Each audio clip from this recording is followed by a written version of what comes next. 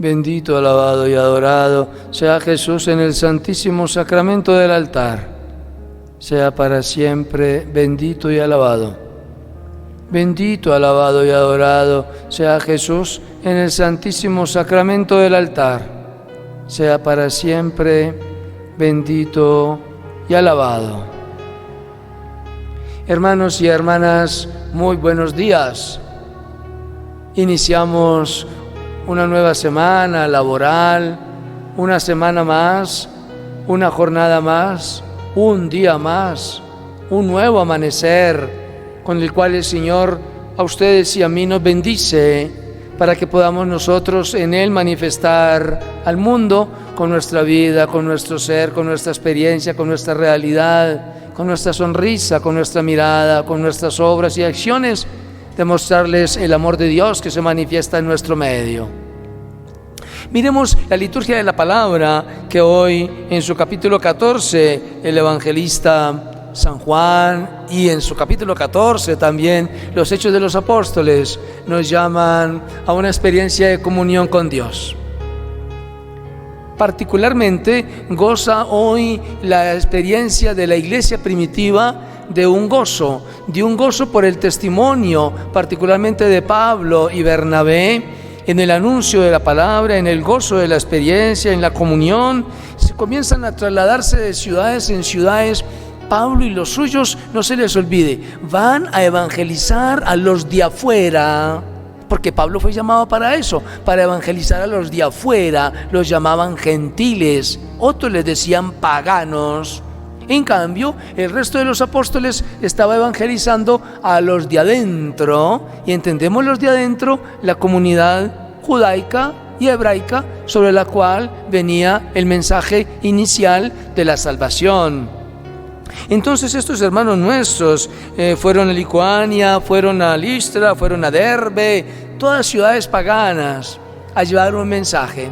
Se encontraban con que muchos los aceptaban, pero otros tantos no, como en todo, aún hoy, ¿no? Muchos los aceptaban y otros tantos no, pero se dieron cuenta ellos, la perspicacia de las cosas, se dieron cuenta de que venía contra ellos una persecución. Quizás entendían que los iban a lapidar, que los iban a apedrear, que les iban a hacer un gran daño, porque a lo mejor los sentían como intrusos en su propio pueblo, y entonces simplemente cogieron sus cositas y arrancaron para otros pueblos, arrancaron para otros lugares, con el ánimo de que no les pudieran hacer daño, porque la misión de ellos era evangelizar a cualquier costo, en cualquier lugar, y cogieron rumbo a otros pueblos, y en esos otros pueblos entonces fueron reconocidos, fueron aceptados con mucho cariño, con mucho amor, con mucha comprensión, con mucho servicio. Recibían de parte de ellos su donación, la donación del mensaje, la donación de la entrega propia, la donación de sí mismos, porque los veían que hacían maravillas en el contexto del que muchos creyentes recibían el mensaje.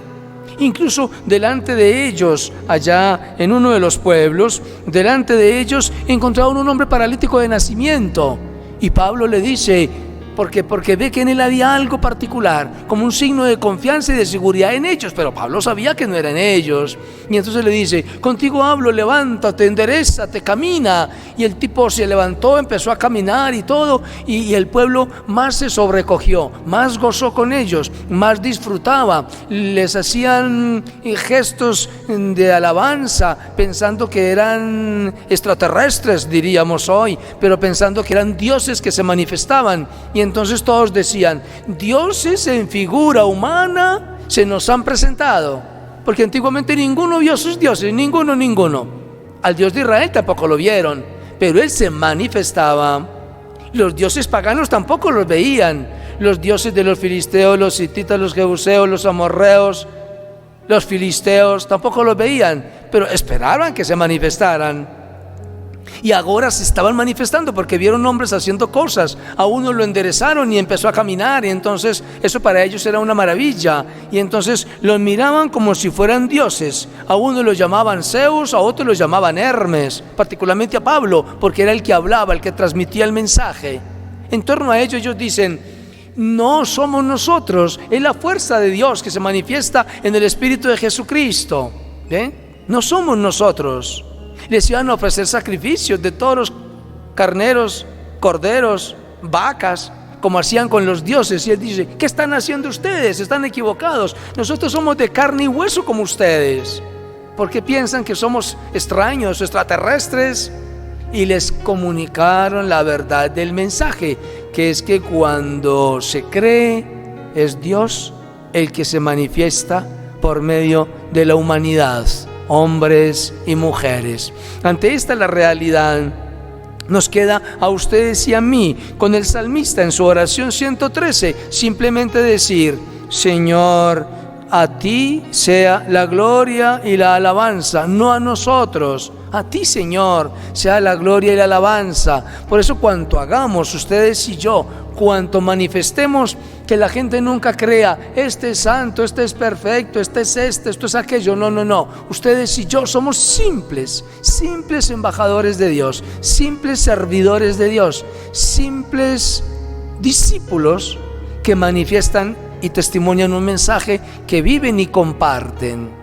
Ante este testimonial el mensaje, ante este glorificar a Dios, entonces viene Juan en su contexto del evangelista, en su capítulo 14, y nos trae entonces el mensaje del Señor. El que acepta mis palabras, el que acepta mis mandatos, no acepta mis mandatos, está aceptando los mandatos y la palabra de aquel que me envió. Es decir, el que me ve a mí ve al Padre, le decía a Felipe en días anteriores. Ahora le dice: el que acepta mis palabras no acepta las palabras mías, acepta las palabras de aquel que me envió. Y aquel que me envió, ¿qué quiere? Que los hombres y las mujeres se salven. ¿Ven que no es otra la trayectoria y no es otra la invitación? Sino que por medio de la manifestación de Dios, ustedes y yo seamos capaces de testimoniarlo y manifestarlo a nuestros hermanos. Y estas palabritas me las estarán escuchando muchas veces ahora en el tiempo pascual, porque en eso consiste el tiempo pascual. ¿Lo vieron? Hablen de Él. ¿Lo vivieron? Experimentenlo hablando de Él. Él les dio su mensaje directo: enseñen a los demás como Él les enseñó a ustedes. Y así todo tiene que ser en línea directa. El Padre con el Hijo con nosotros, los otros con los hermanos y los hermanos con Dios. Es toda una cadena que nos une en una experiencia de comunión y de participación. Por eso termina el Señor diciendo: el que guarda mis palabras no guarda mis palabras, guarda las palabras de aquel que me ha enviado. De aquel que me ha enviado. Y la misión de aquel que me ha enviado es esa: que todos alcancemos a comprender la verdad por medio de la enseñanza del Hijo. Y la enseñanza del Hijo es que ustedes y yo, por la fuerza del Espíritu de Dios que se revela, seamos capaces de revelarlo a Él. Todos. El Papa y los obispos con los sacerdotes con sus fieles, los fieles con los padres de familia con sus hijos, los hijos en la escuela, colegio y universidad, en la relación con sus profesores, con sus educadores, con sus catedráticos, como decimos a los de universidad. ¿Y cuántos catedráticos tienen la responsabilidad no de enseñar lo que saben? No, enseñar lo que aprendieron. En eso consiste, en que un catedrático se convierta en discípulo. Por eso la experiencia de que los catedráticos den su materia, den su clase, den su cátedra, no como los sabios, sino como el discípulo fiel que le aprendió a un primero, para que él, el segundo, dé razón de lo que ha aprendido y lo que ha creído y lo ha experimentado y se ha graduado para ello. Él es experto. Convirtámonos ustedes y yo en expertos de la palabra, del mensaje y de la vida. No olvides: palabra del Señor, testimonio de profeta, evangelización de apóstol.